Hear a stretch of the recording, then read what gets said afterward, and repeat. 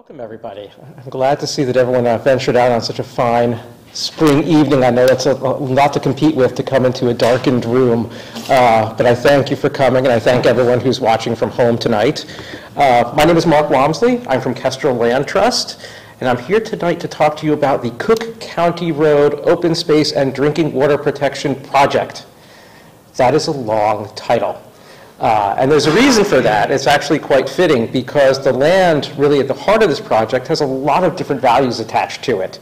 Everything from wildlife habitat to drinking water protection to recreational possibilities, even right to the heart of what the town's rural agricultural character is and remains to this day and is somewhat under threat. All those values combined is why two communities, the town of Southampton and the city of East Hampton, asked Kestrel to come in and help coordinate the project going forward. So what is the project? Next Tuesday at annual town meeting, Southampton residents will have a chance to help protect 25.64 acres of forest and farmland between Cook and County roads, land that happens to be over a very important recharge area for the Barnes Aquifer. I know some of you know the property. Who else knows where the property is? Right there, you can pass it from a number of routes. I've gotten a number of calls since we've put up signs where people kind of almost took it for granted that it was pretty part of their drive, and I think they got kind of worried, and they've been calling our office since, which is very heartening for us.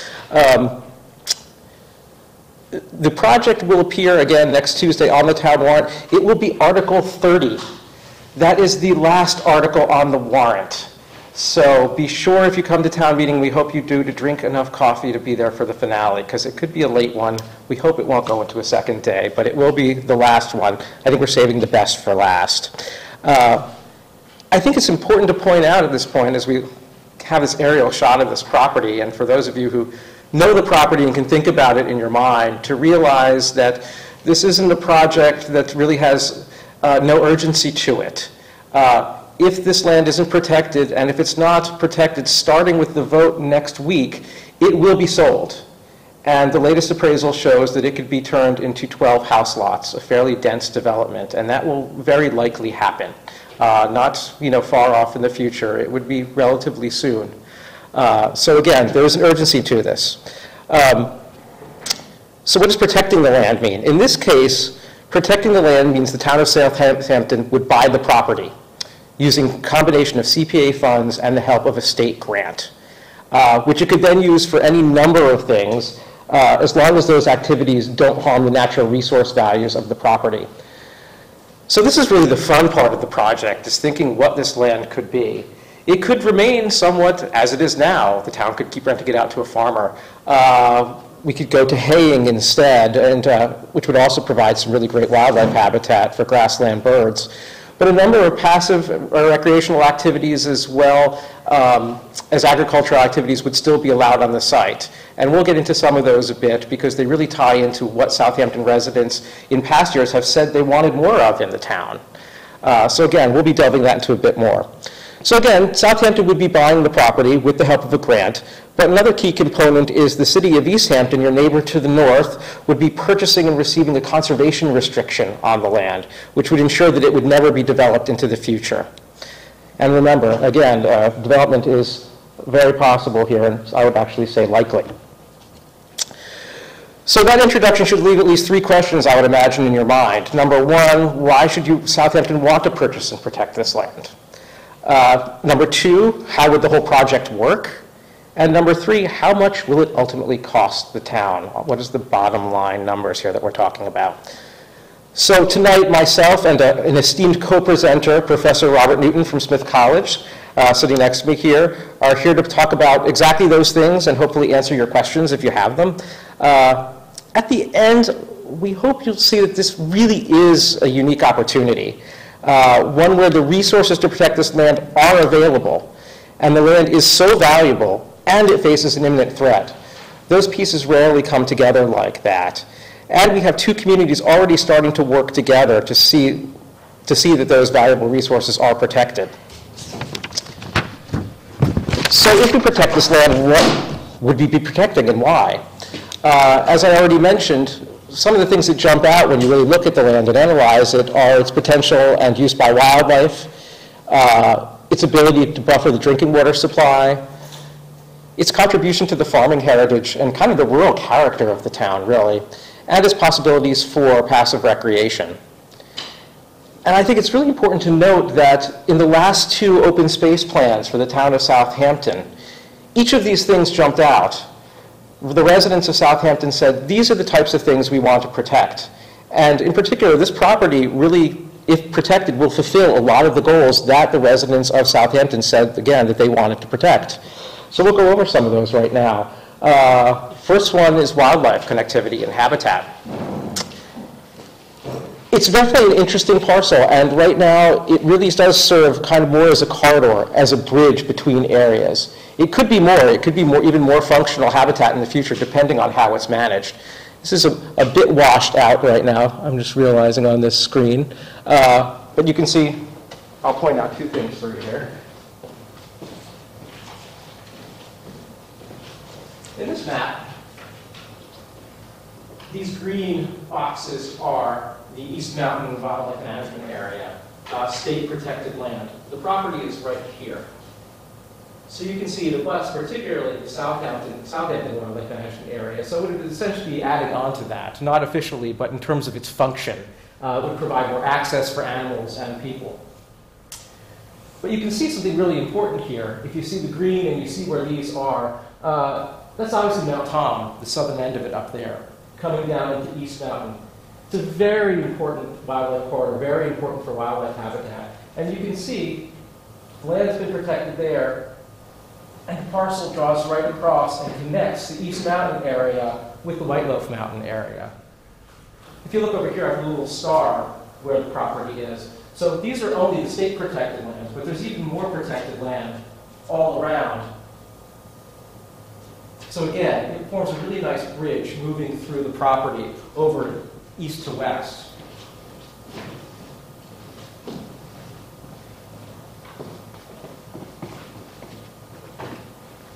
Let's see how these other maps look. Oh, this is really tough. Okay, so just to kind of continue on the topic of connectivity and habitat, I wish you could see this map. It's quite interesting. The map in the lower right-hand corner is a map that was put together called by a project called Connecting the Connecticut. It was a project by UMass and a number of state agencies. And when I mapped out this property in their tool online, what popped up was that it was important grassland bird, or could be important grassland bird habitat. It already has important grassland bird habitat to the east in the Southampton Wildlife Management Area, and this was identified as a prime area. And again, it's farmed right now, but the town could easily, if it owned the land, let it go back to grassland, mow it for hay, sell the hay, but manage it for wildlife. Who here knows what the bird is? Bobolink? Very good. It's a bobolink. A bird that requires open grassland to nest and reproduce. I think the last time I heard that the minimum acreage required for bobolinks, which are in decline in the state, is around 11 acres of grassland that they need. So we're talking about a 25-acre property. A good swath of it is open right now. So it could be a very important resource. I'm guessing this map isn't going to show up great either. Yep, my apologies for that. This is another map from the Connecting the Connecticut program. And again, one of the things I did, as I was putting this presentation together, was they did some wonderful mapping of habitat and ecological values across the state. And I kept just zooming in on this property and saying, what are these tools and what does the research say about it? And this map was looking at something called conductance. And conductance, basically, just in short, is how a habitat, how favorable a piece of land is as habitat, how attractive it is actually for wildlife. And this map was looking at areas of conductance that are threatened.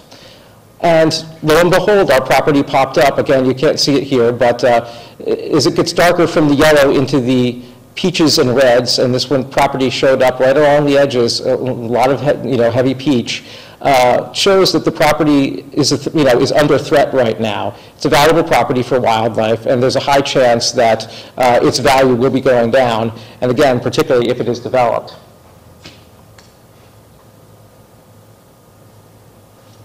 Moving on to another value of the property. Again, the property has been farmed for generations. It's been part of the agricultural landscape of the town of Southampton. You can see this picture of haying on the property from the 1930s, and it could continue as part of the agricultural heritage of Southampton. Again, it could remain as farmland very much as it is now, with some restrictions on the type of chemical used on it if it's protected with a state grant. It could be turned into something like a community garden. And the idea of having a community garden and having more access, both supporting the local agricultural economy as well as opening up places to grow things for the residents of Southampton, have popped up several times in the last 2 open space plans for the town. So again, the property would absolutely fulfill those goals set forth. And then we have the opportunity for passive recreation. When I was there recently, someone was walking their dogs off leash down the road. It was an absolute picturesque scene. It's a beautiful property particularly along the Cook Road side. And there are a number of things you could do. One of the questions we often receive for projects like this is, can we turn it into baseball fields? If the land is protected this way, particularly with the 2 state grants we're looking at, no, it couldn't be. But there's still a lot of things you can do. It could be walking trails. It could be a dog walking area. Again, I thought this was a great idea. You see a temporary skating rink. I'm quite sure that would be allowed. It's not a permanent structure. It's on the snow. It's not going to harm any of the wildlife values. So it's just really how creative the town could be.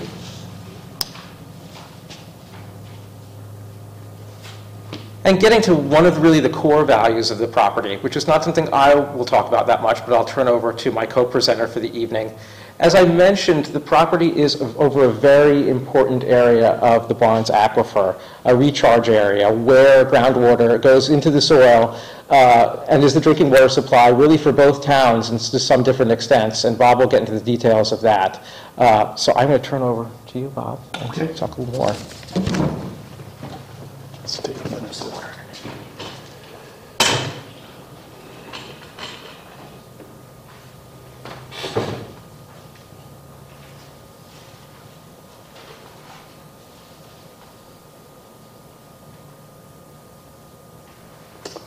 Okay, so as Mark said, my name is Bob Newton, and I'm a member of the Geoscience Department at Smith College. And my areas of research are in surface water, groundwater interactions, and chemistry of water, and basically how does water move through watersheds. And so, you know, the Barnes Aquifer is a really important aquifer in the area, and so I want to talk about it tonight a little bit. I'm going to start out by, of course, I'm a geoscientist, so we're going to start out talking about how did the aquifer form, and why is it so unusual? What are its characteristics that make it special? And then if we understand something about how the aquifer formed, then we can understand, I think, a little about how does water get into the aquifer and how does it move through it? And why do we have wells where we have them? And then I'm going to end up by talking a little bit about the stress that's currently on the Barnes Aquifer. Where do we stand? Do we have lots of water, or do we have water issues? And do we have needs to protect it? And talk a little bit about that. Okay, so we're going to start by looking at the aquifer. And so this is the Barnes Aquifer. It doesn't, I can see why yours didn't, kind of washed out, and mine's kind of washed out too. But I'm going to go up here and show you that the area of the aquifer is this yellow, and it's a little bit different than the gray. So there's sort of an arm that goes up around here through Southampton.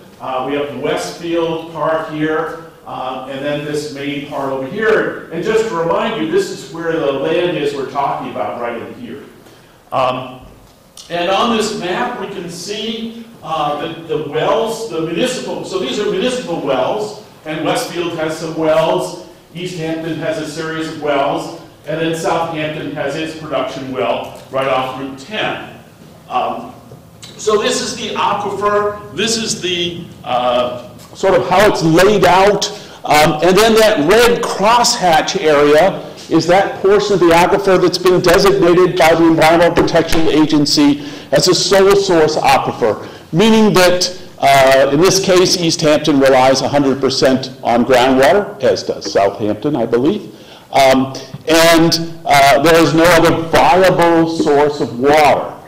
So the EPA has specified this as a special aquifer for protection, and they're showing the area that's critical for protection of the aquifer in there. So this is what we want to talk about, and I'm going to start out, because I'm a geoscientist, a little bit about why it is the way it is. And so I'm going to take you back 18,000 years ago when the glaciers were at their maximum, and that little view of the Earth on the left, which may be a little unrecognizable to you because you're looking straight down at the North Pole. But you can see that much of North America on the bottom half of the globe is covered in white, which is the ice. And if you compare it to the one on the right, the modern day, you can see, oh, there's Hudson Bay, and you can see Greenland still has ice cap on it. And you can see how much of North America was covered by ice during the last glaciation. And the ice extended all the way down to Long Island and out to Cape Cod. And if we look towards the top where we see the word Massachusetts and the M in Massachusetts, we're pretty close to where we are here. And you can see how the Holyoke Range, which is really interesting in a story I guess I don't have time to talk about tonight, but if you can see that line of mountains that goes up from the E in Connecticut up to the M in Massachusetts and then makes a right angle bend at Mount Tom and goes over to Mount Holyoke, which is a really interesting story in itself. But let's talk about glaciers. And if you have the opportunity to go to a glacier, hopefully you can get there soon, as they're all in retreat. But here's a glacier in Alaska, and it's sort of the typical situation where you have the ice front, and that sort of lightish colored area is the debris that's been piled up in front of the glacier. And then what I'm most interested here is looking at the material out in front, where all the stream deposits are. You can clearly see that when you have ice and all that ice starts to melt, you have lots of water and lots of sediment. And that's kind of key to the formation of aquifers. Here we are at another glacier in Alaska, and we're at the snout of the glacier, right at the front, and we're just going to turn around and look in the other direction. So imagine there you are, you're looking at the ice, and now you're going to turn 180 degrees and look the other direction, and this is what you see. And so you see the meltwater stream, and you see the sediment that meltwater stream is moving and transporting. In this case, it's cobble size, I don't know, we'll call them boulders, but they're sort of pebbly, bouldery material that's being moved by the glacier, and the sediments are all being well sorted. So you can see they're all about the same size. And sorting by water is a key characteristic in our aquifers. And if we look at this diagram, we can see that in panel A on the left, the sediment is pretty well sorted, and you see big open spaces between the grains, so it has high porosity, compared to the one on the right, which isn't very well sorted, and we got little grains fitting in between the big grains, and so we don't have a lot of pore space. Clearly, the one on the left is going to give us a better aquifer. It's going to give us high porosity and high permeability, or the ability of water to move through it. And so that's going to happen where we have meltwater streams carrying lots of sediment. So glaciers produce the sediment, the meltwater streams sort it and deposit it to give us our deposits that can turn into our aquifers. And here's just another example. It's a sand pit. It's much finer grained, but you can see it's all well-sorted material. And whenever you see a sand pit or a gravel pit, this is a meltwater deposit and is critical to our groundwater source system. And these are the areas you can see the sand and gravel is exposed right to the surface of the ground. This is where recharge occurs. When it rains in this area, all the water soaks into the ground and eventually recharges the aquifer. And if you're in a valley situation, commonly these deposits are stuck on the side of the valley, and they provide high areas of potential recharge. So high areas of recharge, and we'll see low areas of discharge. Now sometimes when the glaciers are retreating, they form a lake, and you can see this is a lake. This is the Mendenhall Lake. Some of you might have even been here in Alaska. And one end of the lake is an ice front, and as the ice melts back, the lake gets bigger and bigger and bigger, and it's filled with the meltwater sediments. And if you go out in the lake and you go to the front of the ice, you can actually, if you have the right equipment, you can look down beneath the surface and see where the meltwater streams are coming into the lake. And underneath the surface of the water, there are big rivers coming into that lake. And they're carrying sediment and they're depositing that sediment. And the coarse, well-sorted sands and gravels are being deposited right next to the ice front. As you move further away from the ice front, then only the finer material is deposited. And this is typical deposits of a glacial lake when you move away from the ice front. And you see this alternating bands of clay material. The dark material is clay. The lighter material is sort of silty sand. And each pair of those layers, the clay layer and the light sandy silty layer, represent 1 year of deposition in the glacial lake. The clay is deposited in the winter, the sandy silt in the summer. This deposit, although it's sorted, is so fine-grained that it does not conduct water very well at all. Certainly not much conduction vertically. And if you go to lakes like Lake Peyto here in Canada, you see a river coming from a glacier down into this lake. It's clearly carrying a lot of sediment, giving the lake the funny color, the turquoise kind of color. But what I want to point out is that where the river enters the lake, it's forming a delta. That delta is sort of a characteristic feature that we can use to determine that there was, in fact, a lake at one time. And as you probably know, in the Connecticut River Valley, there was a glacial Lake Hitchcock, that extended from about Hartford, Connecticut, all the way north to St. Johnsbury in Vermont. So a very long but very narrow lake. How do we know the lake was there? This deposit in Sunderland is a delta. This is the Sunderland Delta, and it's just exactly like that feature that was formed in the Lake Peyto, but the lake has been drained. And I have another picture that might help. This is the topographic map, and I've sort of overlaid it on a digital elevation model. And you can see this delta, which is a very clear feature. It has this almost flat surface here, and it comes down and then has a steep, and then out here. And this was a delta that was built into Glacial Lake Hitchcock, and then the lake drained, and the water's gone, and we're left with this feature, and the boundary between this flat surface and the steep surface tells us what the elevation of the water was in the lake. The other thing I would point out here, which you can't really see here, but there are, if you know anything about the area around Sunderland, there's a fish hatchery here. There's another fish hatchery here. There's another fish hatchery here. Why all the fish hatcheries around this feature? Well, now hopefully you understand that this is a big sand and gravel deposit, and out in the lake is that clay.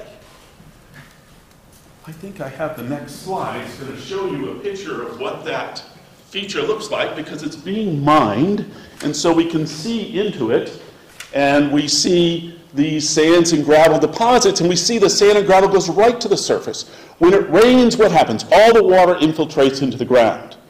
And it starts moving through this pile of sand, and it's moving towards lower elevations, so it's moving out towards the Connecticut River, where it encounters the sand, the clay. It encounters the clay, and so a lot of that water comes back up to the surface. Because it sort of hits this dam of clay, the groundwater comes back up to the surface and bubbles up to the surface as springs. And those springs are nice, cold, clear water, because it's groundwater that's moving through the system. So we see this relationship between the sands and the gravels and the clays. And another picture of one of these deltas. We see tilted sediment layers on the right side, tilted down to the right, and on top we have gravels. And that boundary between the gravels and the tilted layers is the elevation of water that was in that lake when that formed. Okay, so let's start looking at our area. So this is a digital elevation model, and you can sort of see through the haze there that there's a blue color at the bottom, at the lowest elevations that represent Lake Hitchcock. And we can see that it was wider at the Amherst-Northampton boundary than it was south of the Holyoke Range. And then in red, outlined in red, is the Barnes Aquifer in the area of interest that we're looking at here. And we can see that on the right side or the east side is the sort of the side that we're interested in tonight that has the land we're trying to protect, and then the left side where the well is located. Sort of give you an idea, we can take what we know about lake levels and we can sort of project it onto the landscape. So what you're looking at here is sort of a 3D view of the landscape. And where are we? We're in East Hampton. This is the mountain road, 141 right here. And the city is underwater here, and this is the plains area up here, which is the surface of one of these deltas. And you can see that its surface extends to the south through the area that we are interested in. I think the next one will be just the same area, but we can see, I put it so you can see through the lake a little bit to see where you are. And so there we are. And if we step back, if we move back behind us a little bit more, we can see where downtown East Hampton is. Again, looking further along Mount Tom to the left. And now let's turn to the right and head for Southampton. And here's what it looks like. And so this is where that, here's that surface that has the little plaza on it that's in Southampton. And then this would be sort of north going, let's see, I don't remember I have the road names here or not. I guess you can't quite see. But the Big Y shopping center would be here. And you'd see this is, you can sort of see the lake level here. And then Southampton's well would be right about here. And then that surface up there, which is another delta surface. So we have deltas and we have lake sediments. And the interplay between the deltas and the lake sediments is critical for how the water is moving through the system. In those upper delta surfaces, those are the principal recharge areas to all our groundwater. Easily identified. And we can look in the local area, we see lots of clay as well that mark this lake. And again, those deltas, if we could look in them, we would see the sands and gravels as the Sunderland Delta. And so here's a map that shows the distribution of the sands and gravels and the clay material, the finer grained clay material. And so the pink is the sands and gravels, and the blue is those lake sediment clays. Here is Southampton's well, here are East Hampton wells. What's wrong with that?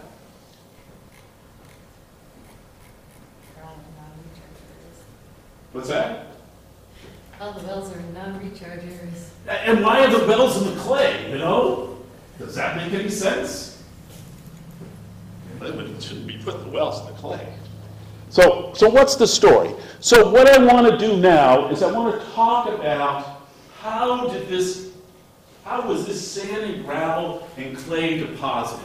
So I want to go back in time. And I want you to imagine a time when the ice front went across here. Okay, at one time, the ice front was here, and then it melted back to here, and then it melted back to here. Okay, so it was retreating across the area. And so I want to take us on a little trip through time to see how the ice front retreated through this area. So we're just going to take, here's time one, step one. And we have the ice front sitting here, and the ice is to the north. So if we go back to this diagram, so the ice is on the top part of the diagram, and we have this large mass of sand and gravel, which we can imagine to be in at the boundary between, let's say, the blue and the red near we'll say near the East Hampton wells, or near doesn't matter which ones we choose. And so we have a situation where they have the ice is sitting here. Now, the ice wasn't melting back at a constant rate all the time. So, for a time it paused in its retreat.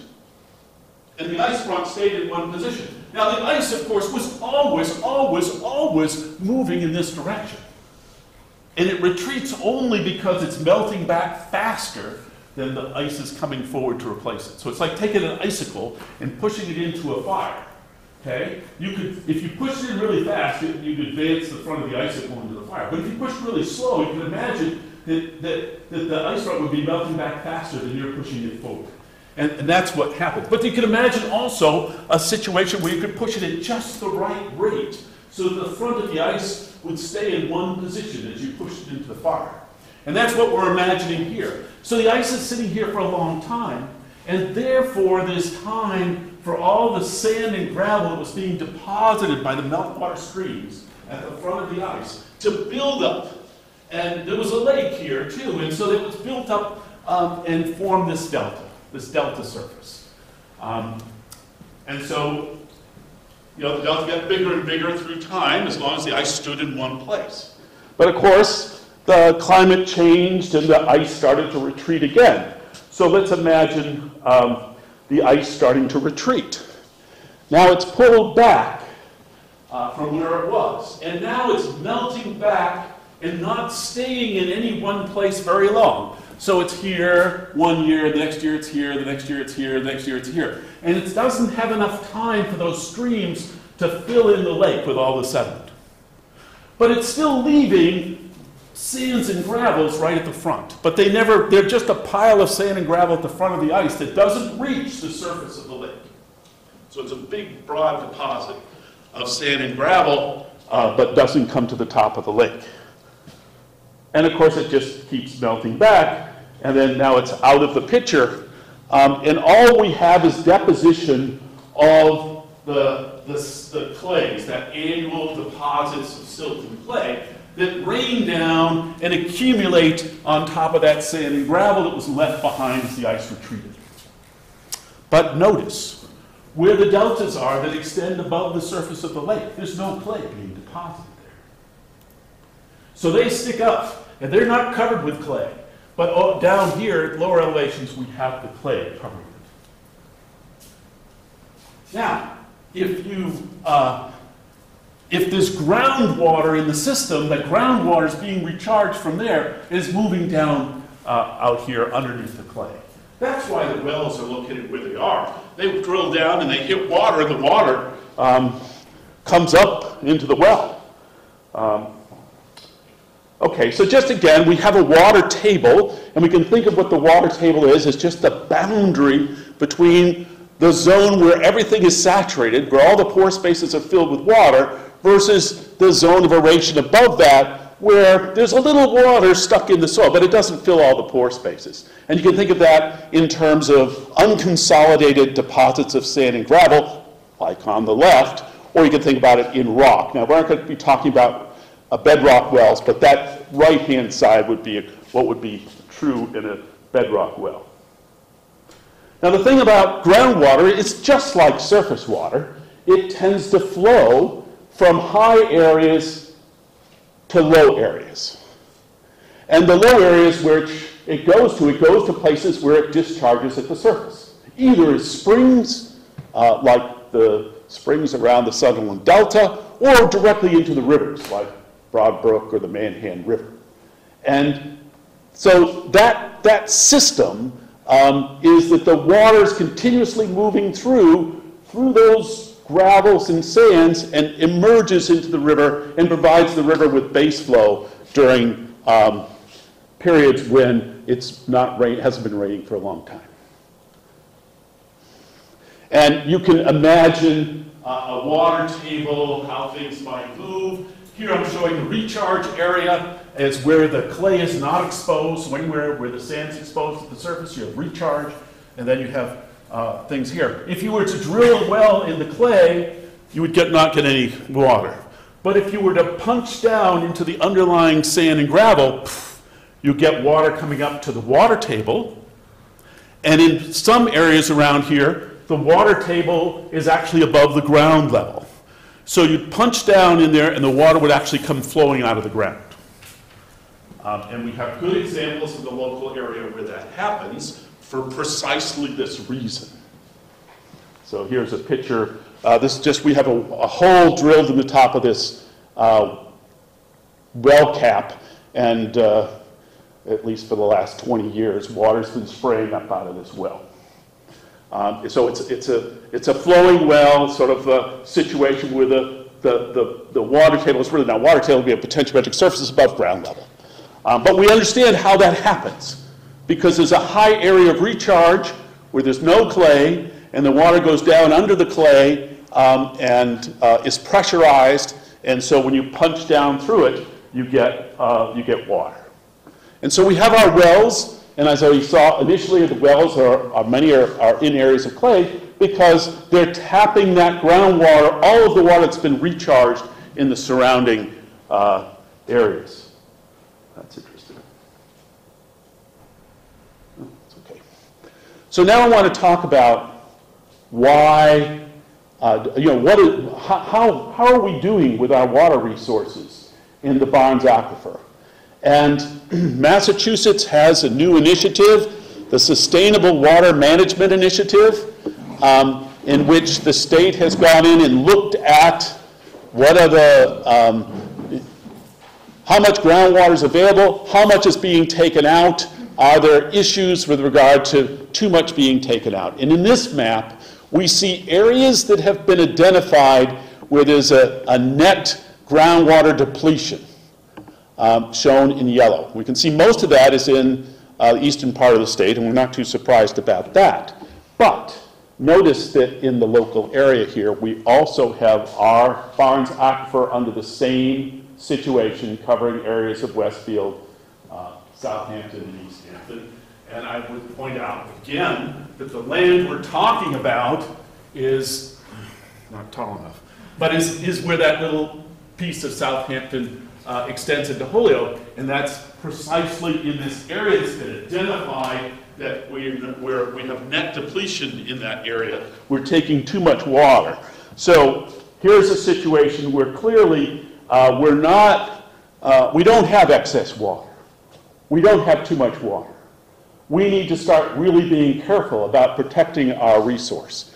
So here's another one of the metrics that the Sustainable Water Management Initiative is using. Again, we see the red areas in the eastern part of the state associated with too much groundwater withdrawal, and here we see the local area, and although it's not drawn all the way for reasons I'm not so sure about, but we can still see, now I can reach it, that the area of our concern is in an area that's been identified as an area where we're potentially going to run out of groundwater there if we're not careful in the future. Our parcel of interest is here. You've seen it. That's an old map, so that my parcel data is not up to date. So this parcel has been taken out of the area we're looking at. There's a little chunk taken out of there. But this is the area we're looking at. The color here is the Zone 2 aquifer, the important recharge area of the aquifer. And so this is important recharge area. It's on the edge of the aquifer. And we're not surprised the edges are important because they're higher areas. The higher areas are areas of recharge. The lower areas are areas of discharge. This data is a little bit old, but quite a while ago I did an analysis of the housing density in the area. You can see that East Hampton has a very high housing density in the Plains area, in this critical recharge area, and Holyoke's got some pretty high areas of housing density. This is part of the problem, and this is what we're trying to avoid. Again, you can see the area of interest that we have here is in an area that would be ideal for us to protect. So why protect the recharge areas? I think that it's obvious. There are water quantity issues, as this Sustainable Water Management Initiative has shown. And when you build on these areas, you decrease the amount of infiltration that occurs. You have a lot of impermeable surfaces, the roofs, the driveways, and depending on how you handle your lawn, they could even decrease the infiltration in lawn areas. And you increase the amount of surface water runoff, so you don't get recharge to the groundwater. And then, of course, the other issue is water quality. And whenever you put people in the recharge area, and I said the water goes right into the ground, well, so does everything else that's put on the ground. And so if you have people, you have the opportunity for contamination. Things can be spilled, pesticides can be used, and all those things can get into the groundwater. And the really difficult thing for you to come to grips with, I think, is the fact that the things that you do now to the aquifer won't be noticed for tens, maybe even 20, 30 years, and then they'll be found. It takes time for those contaminants to start moving through and be detected, and by then it's way too late. So we really need to protect this valuable resource that we have been blessed with having as a significant groundwater aquifer. And so with that, I'll be happy to answer any questions that you might have. Yeah? So I'm going to come up to the front, so. So why necessarily buy the entire property? Why not just buy the development rights so that it can still be farmed? It is on a recharge area, and I believe that there are already some regulations. I haven't looked so much at Southampton's, but I have looked at Holyoke because my husband and I are looking for someplace to farm, and it's Well, I mean, restrictive. you know, I think you can do any mechanism that you want that will protect the land, but you have to keep it from being developed. I can get into the Yeah, economics so- of it as well in the next part of the presentation. But one of the things that I'd point out right at this point, when we broke out the land in the appraisal, and actually we have the appraiser for the property in the room with us tonight, and we can talk about this in the next part of the presentation. Honestly, the value of the CR, the conservation restriction, just to protect the development versus the value of the land isn't much different. It's only around $40,000 to buy the entire parcel versus just the development rights. So that's one thing. And also, to protect land, it requires, having a willing landowner. And the family in this case is split up with a number of people, and the family altogether wants to sell the land. I think, different people might have different views on that, but the general conclusion amongst the family is the land is going to be sold one way or the other. But be it to a municipality or be it to a private owner. But again, we can get to the numbers. We're going to get into very soon, and we can take a lot more questions on that as well.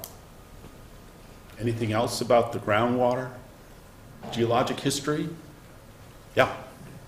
You explained it to We're us. talking about groundwater. I'm trying to understand the significance of this parcel relative to the aquifer as a whole, and in particular to other currently undeveloped parcels in the area. I mean, where does this, in the scheme of things, how significant is this 25-some-odd-acre piece of land? Well, it's as significant as any other 25-acre of land that's in the primary recharge area. That's what I would say. And so you can say, well, it's only 25 acres, let's do that. And then, well, here's another 25 acres, let's do that. Already we're seeing that there's been enough development so that we're seeing impairment to our groundwater supply. So really, we've already taken more than we should have from the recharge area. So we're already overdeveloped. I'll add something about that. It's really hard to kind of suss this out. And again, it looks like a relatively small parcel. But when we're talking about protecting land, one of the things that I find interesting, and the town, as well as the city of East Hampton and the city of Holyoke, have collaborated before to protect land over the aquifer. A lot of it was to the east. A lot of that land was in a lot more rocky, mountainous territory. And one of the interesting things here is those lands, although they were obviously important to protect, were much less developable. This land is prime for development. The impact potentially on the aquifer here is much greater because you could fit a lot more houses on this little piece of land than you could even on a considerably larger piece of land that's much more sloping, and maybe you could put a house or two, but development wouldn't have necessarily that much impact. Again, if this land was sold, it's flat and just gently rolling, water goes right down, 12 houses. Right. And, you know, if you look at how development has occurred already, you know, you go to the plains in East Hampton, it's all houses. Why did they develop that area? Were they idiots because they're on the prime recharge area of the aquifer? Well, no one cared about that. The point was that it was easy digging, flat land, and if you were going to put in a septic system, it had a great percolation rate. So if you're into recycling, that works pretty well. Another point too is protecting land, again, like I just said, requires a willing landowner. So it would have been key to protect a lot of that land in East Hampton. It all depends on who owns it.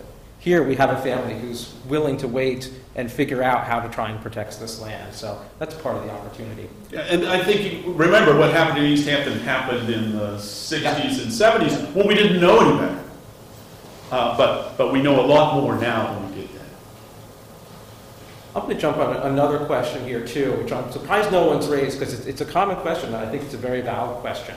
When you looked at the map of where the wells were, and you see, well, geez, Southampton's wells over here to the west. These are all of East Hampton's wells. Why should residents of Southampton care? What happens to East Hampton's wells? And again, well, if they decrease the water, it decreases the water table across the whole. Or vice versa, if we protect it and increase the water table, it's across the whole. that's one great answer. And there's another one as well. Number one, only a portion of Southampton relies on public drinking water. There are a lot of houses are on private wells, and there are a lot of Southampton residents right around this parcel who rely on private wells. Another thing that's very important is East Hampton's wells happen to be Southampton's only active reserve for the public drinking water supply. And Southampton is already drawing on East Hampton's wells on the driest months in the summer, up to 10% of the town's water.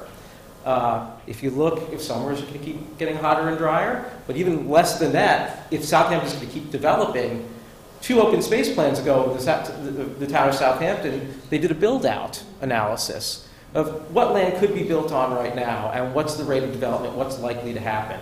And when they looked out 10, 20 years, they started seeing, wow, we're starting to outstrip the availability of public drinking water with just the natural progression of development in the town. We're going to have to be relying more on the reserve potentially, and that reserve is East Hampton. And once you mess up the aquifer for East Hampton, it gets a lot more expensive for the town. You can draw water from Holyoke, but the lines have been cut, the water would have to be filtered. The lines are right there, we're already relying on it in Southampton. So that's why both Southampton and East Hampton have been interested in this project. And actually, back in 1987 was when this project first started. The city of East Hampton sent out letters to landowners throughout the recharge area saying, hey, are you interested in talking about protecting your land? And the Gwinner family, who owned this property, received that letter back then, and the idea has been kicking around, and it's just really come to a head now. But so the interest has been there for quite a while. The importance of this parcel has been known for quite a while in this area. I was told that also, even if you have a private well, it also draws from the same aquifer. Exactly. So it doesn't matter if you have a private well. That's exactly right. I said all of Southampton relies on groundwater, and I said that intentionally, knowing that it's only I don't know, is it 50%? It's not 40. I think it's 40% is on the municipal system, and 60% is domestic wells. And here's the big problem with your domestic wells. You don't test your wells for trichloroethylene and those other things that have been found in wells, whereas the municipal wells are tested for that. So you have much more risk associated with just using your domestic wells. So if you're going to rely on domestic wells, you have to accept that you're going to take a lot more personal risk than if you have municipal water. If you have municipal water and you need to expand it, you got to look to other sources that you're going to need to look at. Yeah.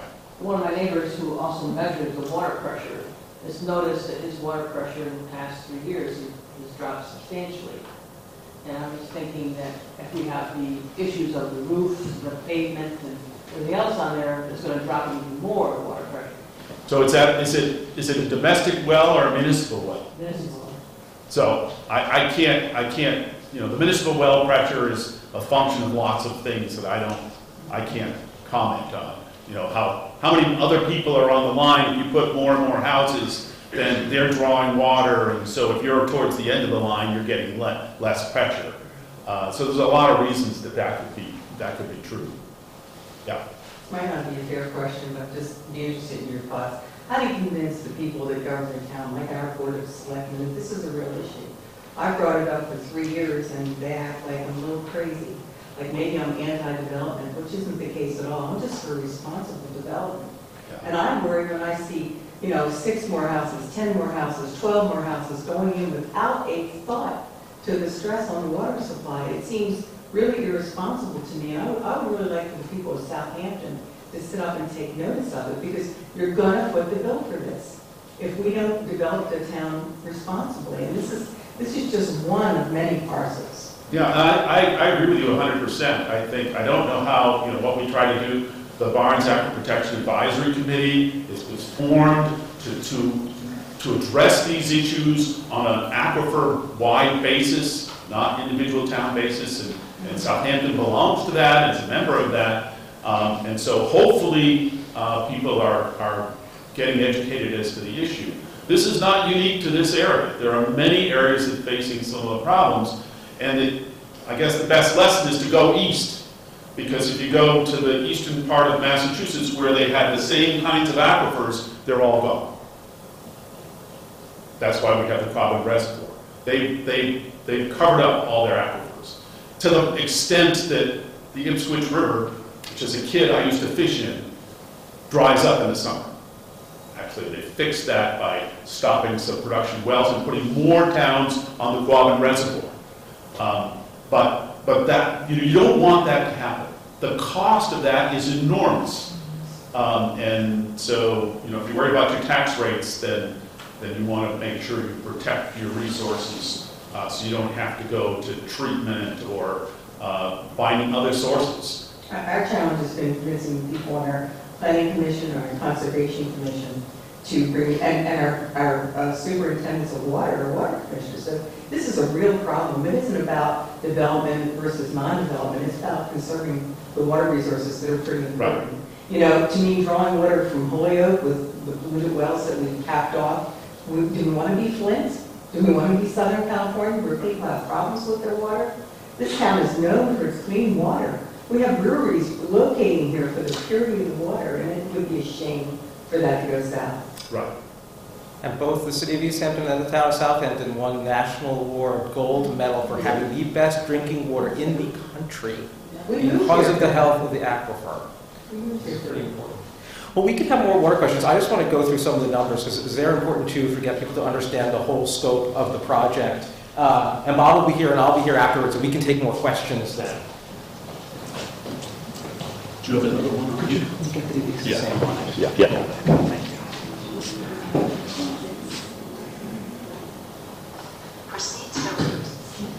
So, this right here? Yeah. And where you want to be on that? As long as you get it up, I can go through to the side, but I want to. There you go. It's not often that I have a PhD helping me with audiovisual stuff. It's pretty great. We have a saying, live by technology, die by technology. So this project is really a big puzzle. That's how I've come to look at it.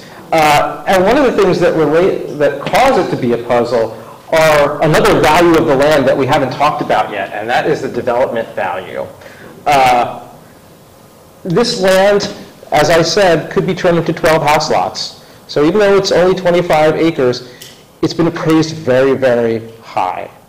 It has been appraised well. The second to last appraisal was $1,050,000 for for 25 acres. That went up to $1,140,000 at the latest appraisal. Luckily, the family has agreed to sell the land at the prior appraisal price of $1,050,000, so it's technically a bargain sale. But that makes things kind of hard. One of the aspects of it is, when we started talking about this, is how do you structure the protection of this land? And coming into it, the town of Southampton made clear right up front that they wanted to own the land if it was protected. The city of East Hampton said, okay, we will purchase the conservation restriction, basically the development rights for those land. But we all want to split up the cost roughly in thirds.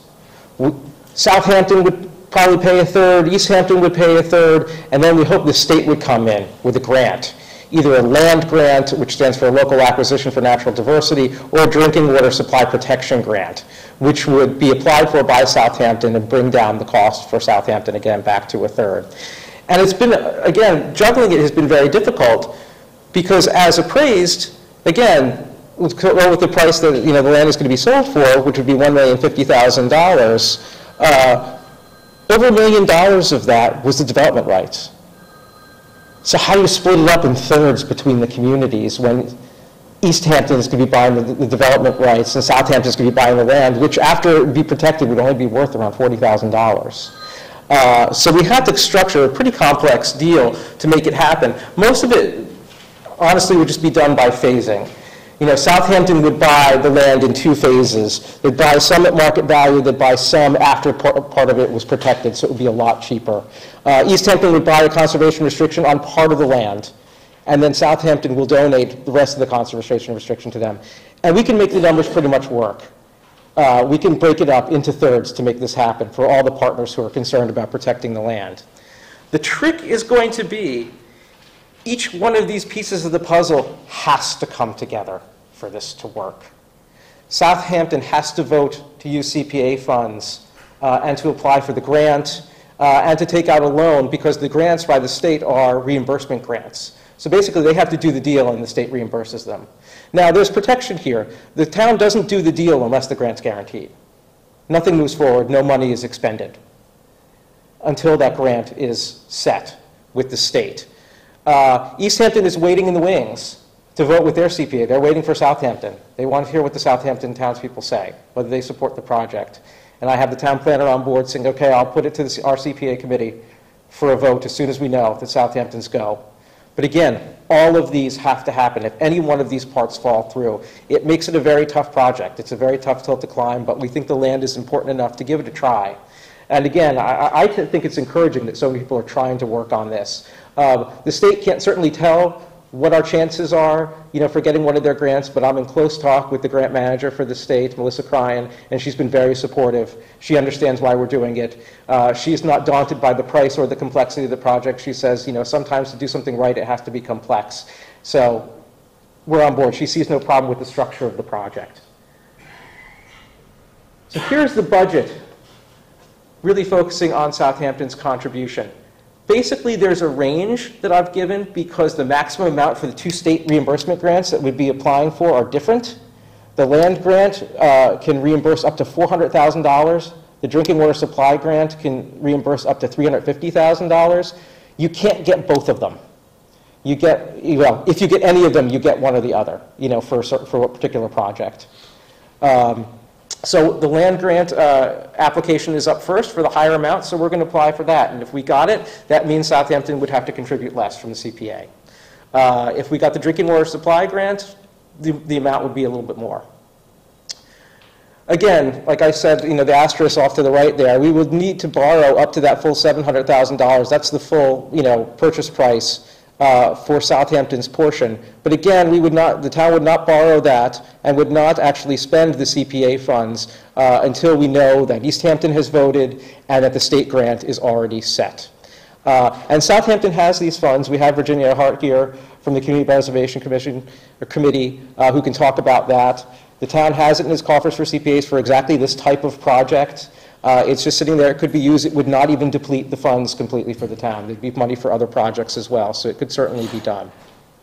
So this is basically the breakdown. There are some project fees, but they're not very much to be associated with it. And the total project amount, you can see there at the bottom, would be $1,075,625,000.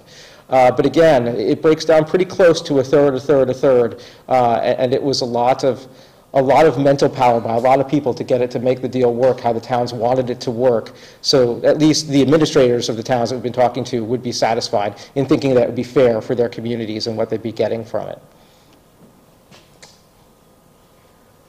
The timeline. As you can see, it starts over on the left and it all starts in Southampton, which again I think is fitting because the land is here. Your voices are going to be heard first, and you're probably going to be the loudest in terms of your impact. And I think, you know, if the town votes, and it has to be a 2/3 vote because of the borrowing and the acquisition, that's a high hurdle to cross, but once you cross that, I suspect the hurdles will get smaller. The city of East Hampton just has a committee. It's not a town meeting vote. We've already been talking with the members about the project. We feel positive about that. And I feel generally pretty positive about one of the state grants, that we could get one of them. And I'll be making a strong argument for both of them, and you know, we'll see where it goes from there. We should know, ultimately, if it moves forward, if Southampton says yes, if East Hampton says yes. We should know about the grants by the end of the year, and that would set us to close probably less in March, but probably more kind of in the middle of spring, maybe in April or May on the property, and the property could be acquired then. One other important note. Again, I thank you all for coming tonight, but we have another event too, which might even be more fun than sitting in a darkened room. There's going to be a public tour of the property by the landowners this Saturday, May 14th at 11 a.m. Come out to Cook Road and park in the parking area for the Southampton Wildlife Management area, and you will get a tour, I'm sure, of different aspects of the land, its history, its value. You'll get to see it, what the town would be acquiring, and it should be just a nice opportunity to get out. Hopefully it won't be raining. But again, thank you all for coming out, and thank residents for watching on TV. And again, I am here for questions. Bob is here for questions. The appraiser is here for questions. And the family who owns the land is here for questions. So if anyone wants us, and Virginia Hart is here from the Community Preservation Commission. So if anyone has any questions, feel free to let us know. Thank you very much.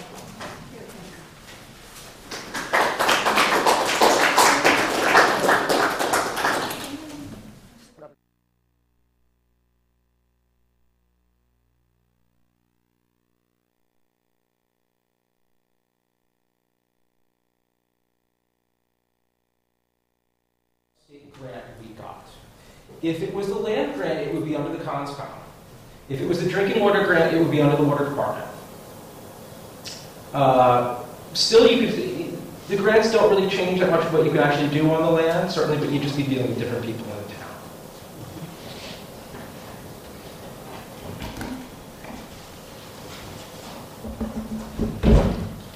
I have one very question. Go for it. Just thinking about use of the parcel for passive recreation. Is there parking there?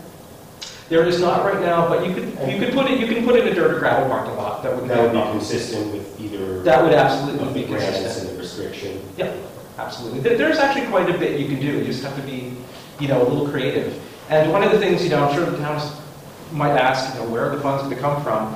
I think one of the keys of this project is really getting people excited and being creative again, what you could possibly do on the land. And also think of partnerships. Here's a great thing. I will go back to a previous slide here, where I kind of show some things you could do. The picture on the upper left is actually a pollinator garden. Pollinators are on decline. Pollinators are usually butterflies, bees, things of that nature, very important for keeping the native flora going. Kester Land Trust, where I work for, is very interested in cooperating with the town to create a pollinator garden. So you never know. I suggest the town reach out to different organizations and see if they might be willing to help manage the land and come up with ideas. It's very possible. People are excited when an important piece of land is protected, and we'd be happy to support something, I would imagine.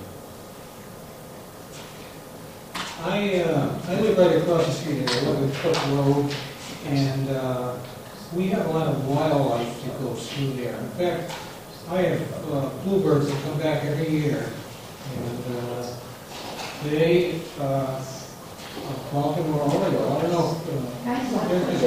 They're beautiful. Yeah. And that was in the area. So there's a lot of wildlife. Yeah, deer. Yeah, what are the things that we've seen pass through? So it's, it is important for wildlife. Yeah. That's very good to hear. I'd be happy to talk to you about also what else you've seen. I'd be interested to hear. Because it's nice to be able to tell people. It's one thing to look at the data on the computer. Yeah. The information, you will actually see things using the land. I find much more important.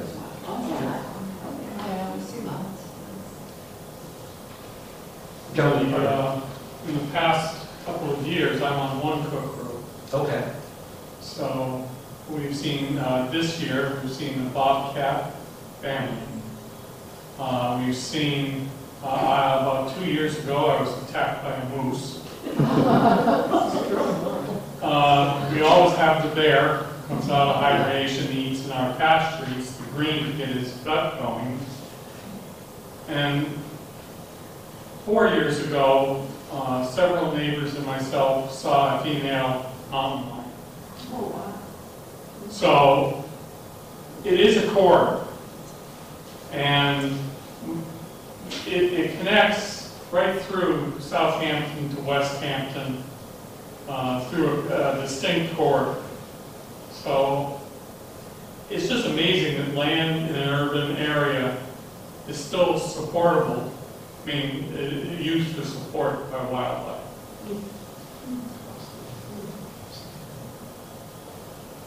I should say, I know from where we built our home, before they developed the property behind us, there were bear, there were coy dogs, and now there's nothing. Bear, coy dog, nothing. It's totally changed where they live. And I hate to see y'all lose that. Yeah. And there are even less tangible things. I was just in the parking lot leaving town hall a couple weeks ago, and I saw a bumper sticker celebrating Southampton's ruralness.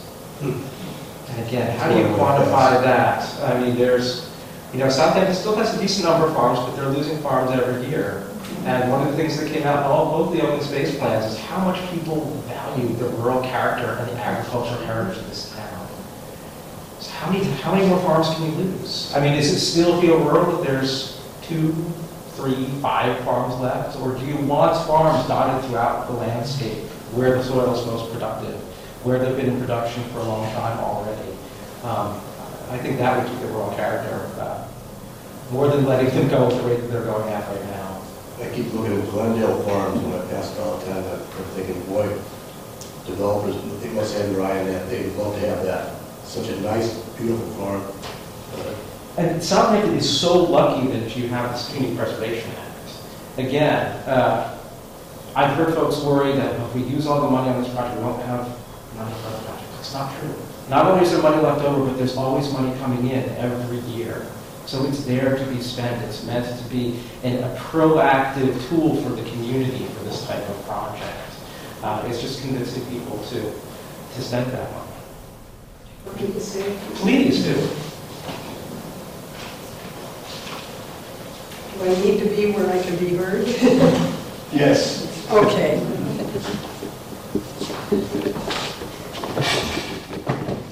I'm Virginia Ahart, and for the since 2000, when this town voted in community preservation, I've not only been on the committee, I've been chairing it, which means I've gone to all the state trainings and all the things that I can to learn more about all 3 parts.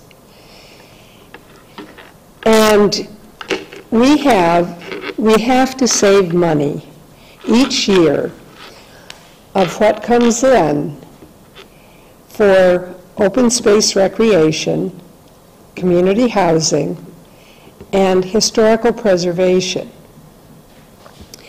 We've done well with the open space and recreation, and we've done well with the historical preservation. We have not done well with the community housing. That's another issue. But each year, the state gives us a matching grant. Now, it depends on how much money comes into the state. And if you want to kind of wonder where that comes from, if you've recently purchased a piece of property when you were doing all those papers, that you might have seen a little $20 fee. Every deed that gets transferred in this state carries a $20 fee that goes into community preservation pot to be given out to the cities and towns who have joined it. Nothing else can happen with that money. The state cannot use it for anything else. That then is given out in the fall, and in recent years, when the market kind of slowed for a while, the state started putting money in from the state surplus, if they had one at the end of the year, and that has been coming in. It starts with rounds, based on what you've collected here in the town, and based on how many rounds you stay in. Because we chose to go to the highest surcharge, 3%, we stay in all of the rounds. So the lowest we've ever been is a 75% or 76 one year. In another year, it was 86%. So every dollar that people in Southampton give, we were getting $1 from the state. And that comes in used to be October, it's November now. That never goes into our town budget. And there are limited things that it can be used for. Believe me, there are people who have tried. But we have accumulated, and it's divided into basically 5 areas. Undesignated, and then the 3 areas I mentioned, and a small amount for our operating. Our undesignated, right now, is sitting at over $1 million. We should not be collecting that money if we are not using it. We need to keep that money circulating to do projects here in town. Someone questioned the beautiful work that's been done over at Conant Park for the baseball and the softball teams and all. Well, the SYAA and Little League collect money. Yeah, but that would have all had to come out of the parents if community preservation hadn't been there. And yes, it wasn't a little bill, but it wasn't anywhere near as big as some we paid. That money is there in undesignated. There's still also money in open space recreation. That doesn't include, that $1 million does not include the over $100,000 that is being held, which was voted at least 4 years ago, for the Greenway. And if they get moving with that again... 3.5 years. What? Call it 3.5 years. Okay, that's discouraging, right, Mike? If we were to spend this money, it in no way would hurt our ability to go ahead and help a project like the Greenway. A couple people have said to me, well, maybe we ought to be saving this for something big. Something big might be coming. Something big comes when it comes to the committee. It doesn't come, that big something isn't in our radar until we see it in the committee. And so if somebody's got a big project out there, they ought to be talking to the 9 people that make up the Community Preservation Committee. So what I'm trying to say is that yes, the funds are there for this. They need to be used. We shouldn't be collecting this money and just sitting on it. The funds are there, and we can still do other projects. Now, that's only the undesignated line. That doesn't hurt the historical. It doesn't hurt the housing if we ever get a project in that. You know, that money is also reserved. When you come to town meeting, you will be seeing articles in a variety of these places. And I'm going to get the exact figures before town meeting, but I know it is over $1 million that we're sitting on. I guess I'm going to say we need to be doing projects. And this project, I'll simply say, has been on the books. It was not only in the open space plan, it's in the master plan. And one of the first things community preservation did when we got started, and we have checked and tried to keep up to date on this, one of the priorities of this town was to have more open space recreational possibilities. So anyway, the money is there. Don't worry about it. We can do other projects. I just want to thank you all again for coming out. You guys are at a great advantage, because I will warn you right up front, Article 30, and I hope you're all going to go to town meeting. It's boring and legalistic looking. To hear it read through, it takes patience, but now you at least have a really good vision of what this project is all about, so I thank you. I hope you'll all come on Saturday and take a walk of the property. I hope, really importantly, that you will come and support the project at town meeting, and that you will encourage your friends and family from Southampton to also support the project and speak out for the project at town meeting if you feel strongly about it. We have a flyer that's been circulating, an informational flyer. We're happy to give you hard copies if you want to pass them out to people. I'm also willing to take your email and I can send you an electronic copy of it. So if you have other people's email and you just want to send out information about the project, I'm very happy to do that as well. We'll get a sign-in sheet. We'll just turn over one of the flyers and write on back. So just come and see me. I can also hand out my card, and I'm happy to answer any other questions about the project now or in the next couple of days, because town meeting is right around the corner. We're almost there. But thank you again. Enjoy the rest of the evening.